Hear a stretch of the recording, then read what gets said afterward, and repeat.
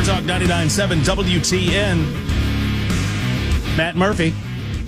Ray points out that not every judge is appointed in the state of Tennessee. If I said that, I apologize. I did not intend to say that. I don't presume to know that every judge in the state of Tennessee is an appointment.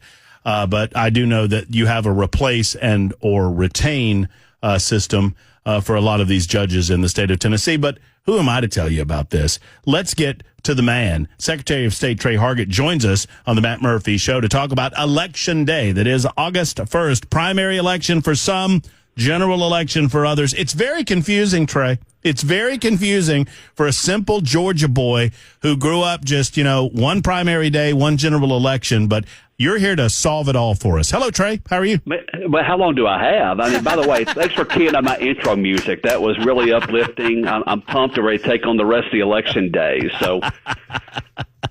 So everything going well so far? I say it's going well. We're not experiencing any issues around the state, but it's low turnout. And I would just really emphasize to people, if you haven't gotten out to vote, you've got, a little over 6 hours left to go and cast your vote, and take a friend, take a family member. You can really, especially in a low turnout election, amplify your vote in a small turnout, and also by taking somebody else with you. So it's not too late. Make a plan. Get out and go vote by 7 o'clock Central Standard Time. So the idea is that we have an election for a primary election for president of the United States, and during that primary that has passed, we also had our primary for local elections. Explain all of this. Explain the differences. That's right. So you had the county election. So you have the county primary that coincides with the presidential preference primary, and then today you have county general elections. So the Democrat, Republicans, and Independents are running for those county offices today, and it's a state and federal primary for the legislature and Congress and U.S. Senate. Mm-hmm. When you say low turnout, what does that look like in terms of percentages? What is your expectation? Well, I always hesitate to give an expectation because, kind of like the weatherman, I'm wrong most of the time whenever I try and do that. And we never want to settle for anything less than 100% voter participation. But, we saw less than 10% of the people had voted in early voting. Mm-hmm. Certainly would have expected that to be higher. Typically around 60% of voters vote during early voting. If you start extrapolating that out, if that's actually what happened, it's going to be it's certainly going to be less than 20%. I hesitate to even talk about it being lower than that. So I don't want everybody to think I'm bad at math, but the bottom line is, if you doubled the number of people that voted in early voting, you're still going to be under 20%. So mm-hmm. It's disheartening, frankly. We work really hard to have these elections, and it's not about us. It's about candidates, about issues, but ultimately it's about the voter. And we want people to go and exercise their right to vote. Well, and obviously you mentioned it right at the beginning of the conversation, Trey, that with the lower numbers turning out to vote, I mean, it really does highlight the importance of going to vote, because your vote is kind of elevated if you choose to go exercise your constitutional rights in the state of Tennessee. If 80% of the population is not, then your vote is highlighted even greater because it's given more weight than normally it would be because of the low turnout. Yeah, certainly, no doubt. I mean, if you're the 1 in 5 that is going to vote, you certainly have an amplified influence in it. Instead, if you're one of 20, mm-hmm. So mm-hmm. I just tell people it's never been easier to vote in the state of Tennessee than it is right now. We have ample hours. We've had early voting, a robust early voting period. And it's easy to vote, but hard to cheat. We want people to get out there and exercise their right to vote. I've always loved it. Easy to vote and hard to cheat. So when you go to the polls, for any newbies in town or in the state, they will be expected to present their legal ID, correct? Yeah, a state or federal issued ID. And I want to emphasize, it's got to be a valid ID. That doesn't mean current, though. So, I mean, if somebody says, well, I don't drive anymore, they can take their old driver's license. It can be an old passport, as well as your current one as well. But just a valid state or federal issued ID, a state employee ID will work as well. And if for whatever reason, what is the process, Trey? And I don't want to get too much into the weeds, sure, but I think it's important. So if for whatever reason, grandma, grandpa, they forgot their ID, they left it at home, what's the process there? Well, sure. They can, a couple things. They can cast a provisional ballot and they can then return to the local election commission and show their ID, and their vote is then counted no longer as a provisional ballot, but an actual ballot. Also, if somebody says they can't afford an ID, you can sign an oath of indigency and tell people, tell us that you couldn't afford an ID, and you get to vote right then and there. Right. Right. I mean, there are mechanisms, and I think it's such a rare situation where people would go to the polls without identification. I think some of our friends on the political left try to pretend like this is happening more often than it's not. I mean, it really doesn't happen very often, but there are ways to cast a ballot even in those rare circumstances. Well, Matt, if you've noticed, they've quit talking a lot about that last couple of years because they recognize on those who used to bash photo ID, they realize that their voters want honest elections too. And so you don't hear them talking near as much about that. They tend to talk about a lot of other things nowadays. I think one of the real concerns that I'm hearing about as I travel around the state, and I'm getting a few emails about it as well, is trying to explain to people that I know they voted for one of the presidential candidates in March, but how now that can be undone and there could be a different nominee. And frankly, what I'm hearing from some people is that has a chilling effect on voter turnout because they're saying, well, what's the point of my vote if we voted for a nominee? I thought we had a nominee, and now all of a sudden that can get changed within a matter of a few weeks and at the Democrat National Convention. Well, and do you have to remind people that, the primaries are ultimately party functions that are managed and controlled by the state to make sure that they are there's a level playing field and there's no cheating or shenanigans going on. That's exactly right, Matt. And so what I tell people is, frankly, it's true for both parties. The actual nominee is chosen at their convention. Now, as the Republican Party selects its delegates, the majority of those delegates, by voting for them in our election. That's not how the Democrat Party does as well. But selecting that nominee is actually the function of the party. And in our office, we run the elections, but we're not part of making that selection outside of casting our own personal votes. Anything else we need to know about Election Day today, Trey? I would just say this. You can certainly get on our Go Vote TN app and learn about exactly where your polling place is, what hours of operation are. Polls close at 7 p.m. tonight, 8 p.m. Eastern.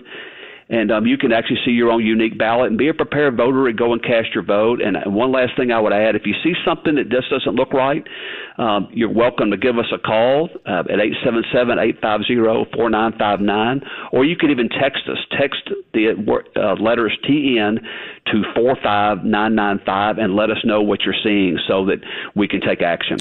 Well, I appreciate you. I appreciate your office as the Secretary of State. You're the chief election official in the state of Tennessee, and we appreciate. I know it's a busy day for you, so I thank you for coming on. And by the way, Trey, thank you for instructing your sticker people not to be bullies.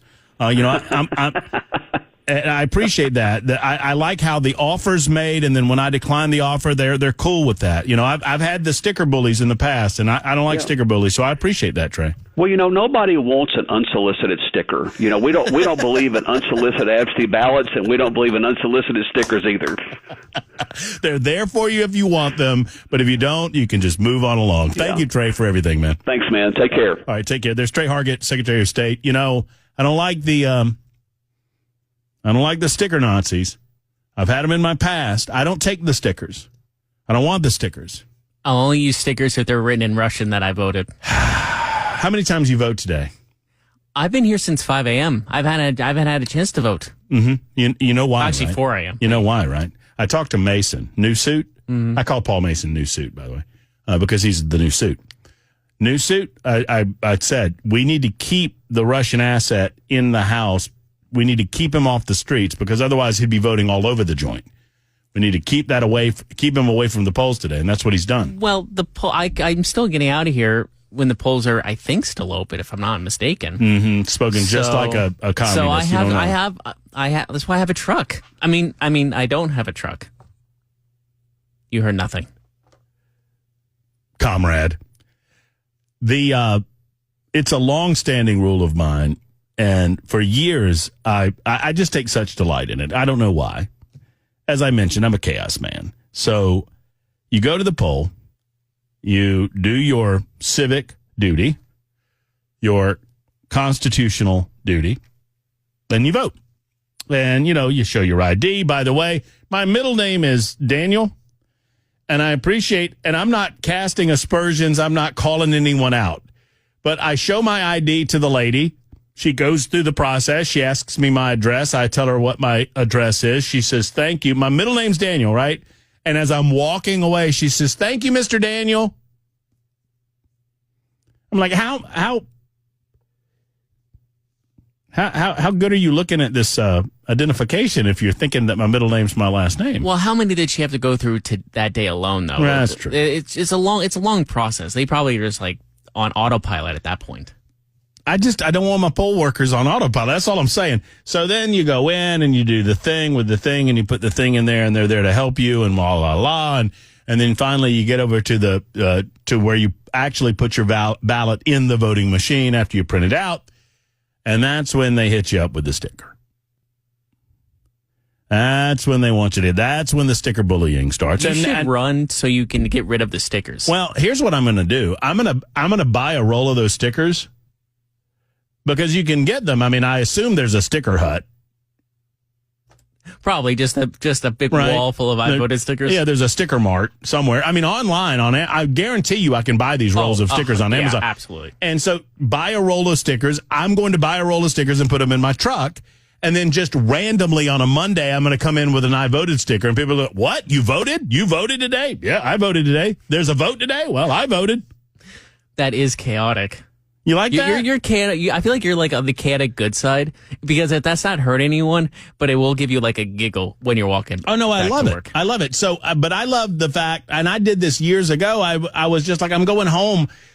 When I first declined the I voted sticker, it was merely because I was voting after work. I was heading home. No one was going to see me, and I wanted to save the government a little cash. I know it's not much. I know it's 0.000 nothing of a penny. But I thought, well, no, I don't need one. Save it for later. And the lady was like, what? And I was like, no, I'm good. What? It was when I was voting at, we called it Stinky Feet Church because they voted inside of the gym and it smelled like stinky feet. And so we called it Stinky Feet Church. And she was beside herself that and she said, you have to take a sticker. And it reminded me of, I said, I feel like I'm in an episode of a sitcom somewhere. Okay. You're checked in? Yeah, thank you. Here's your AIDS ribbon. No, thanks. You don't want to wear an AIDS ribbon? No. But you have to wear an AIDS ribbon. I have to? Yes. Yeah, see, that's why I don't want to. But everyone wears the ribbon. You must wear the ribbon. What you are? You're a ribbon bully. Hey, you, come back here. Come back here and put this on. You're a ribbon bully. Great episode. You're a ribbon bully is what I'm doing my civic duty. I don't need to wear the thing. Well, do you know what happens later on? They attack him. The whole group of people attack him. Oh, you have to watch your step there, Mr. Murphy. I am, by the way, Mr. Malinoff, a.k.a. KGB, I'm well aware. Hey, where's your ribbon? Oh, I don't wear the ribbon. You don't wear the ribbon? Aren't you against AIDS? Yeah, I'm against AIDS. I mean, I'm walking, aren't I? I just don't wear the ribbon. Who do you think you are? Put the ribbon on. Hey, Cedric, Bob, this guy won't wear a ribbon. Who? Who doesn't want to wear the ribbon? Who doesn't want to wear the ribbon? I can see the episode in my head right now.